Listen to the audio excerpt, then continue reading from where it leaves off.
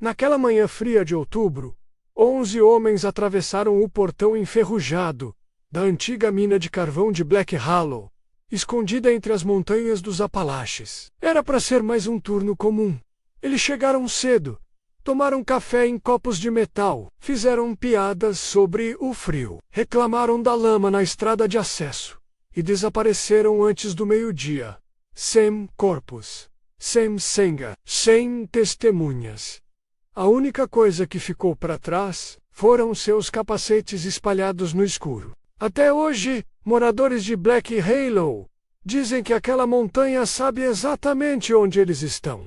E alguns juram que ainda é possível ver suas lanternas brilhando lá embaixo. Black Hollow era uma daquelas cidades pequenas, onde todo mundo conhece todo mundo. Uma rua principal, uma igreja no alto da colina, e uma montanha que sustentava todos.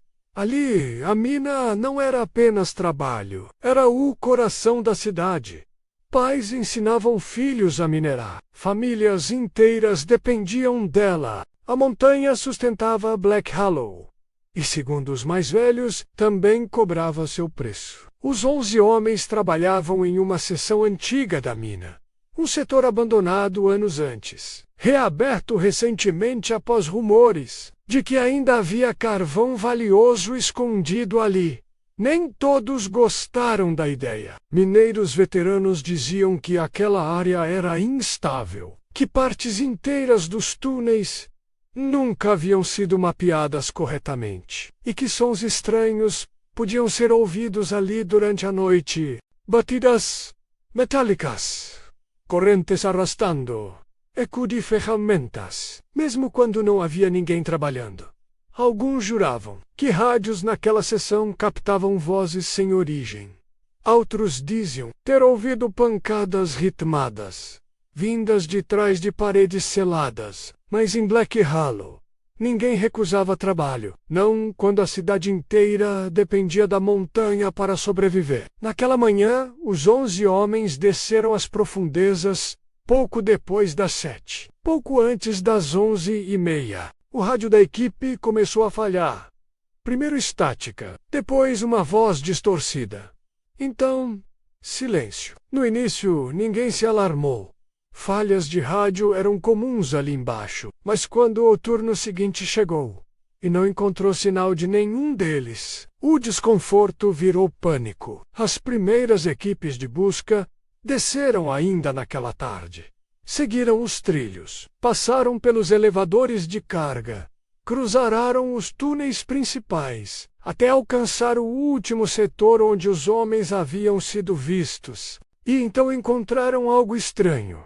Os equipamentos estavam lá, capacetes, ferramentas, lanternas, tudo espalhado pelo chão, como se tivesse sido largado no meio de uma fuga desesperada. Uma lanterna estava quebrada. Um capacete tinha a lateral rachada. Marcas de arrasto cortavam a poeira de carvão. E havia pegadas ali.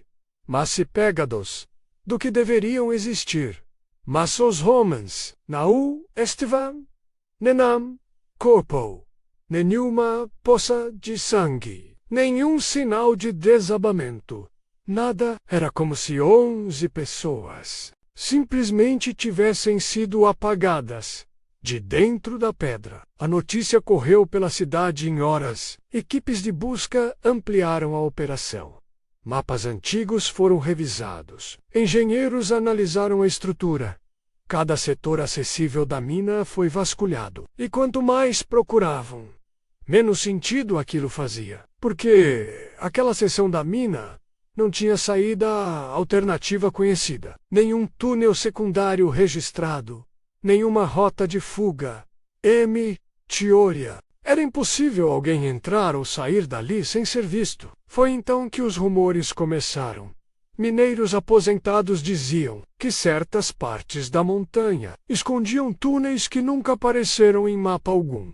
Galerias abertas décadas antes. Rotas clandestinas. Passagens apagadas dos registros. Segundo alguns, havia gente poderosa lucrando com aquilo. Uma semana depois, um homem procurou discretamente as autoridades, Seu nome jamais foi divulgado. Nos relatos, ele aparece apenas como Hua. Hua afirmava ter trabalhado anos em galerias clandestinas dentro da montanha, antes de abandonar a operação.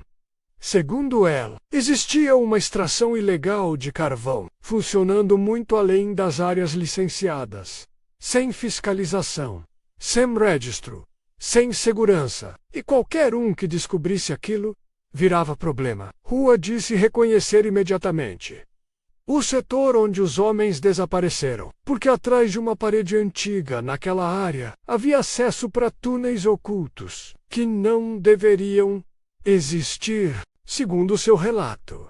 Na manhã do desaparecimento, os 11 mineiros entraram acidentalmente em uma galeria que nunca deveriam ter encontrado.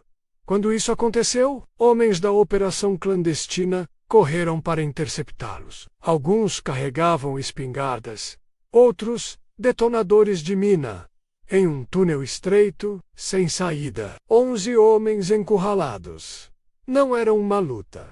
Era brisco. Dias depois de prestar depoimento, Hua deixou Black Hollow. Nunca mais foi visto na cidade. Alguns dizem que fugiu. Outros acreditam que ele nunca teve escolha. Com novas ordens de busca, as equipes retornaram à mina, desta vez procurando algo específico, atrás de uma antiga parede de contenção, reforçada com concreto muito mais novo que o restante da estrutura. Encontraram uma passagem improvisada. Ela levava a uma rede de galerias não registradas.